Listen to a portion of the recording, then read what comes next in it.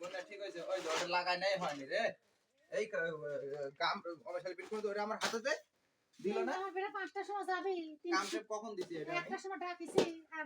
দোষ হয়ে গেছে কামটা কখন এখানে বানতা কার হাতে দিলাম কই টেপটা প্যান লাগাবি নি শার্ট লাগাবি নি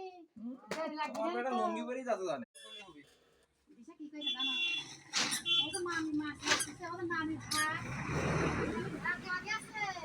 কেমন লাগছে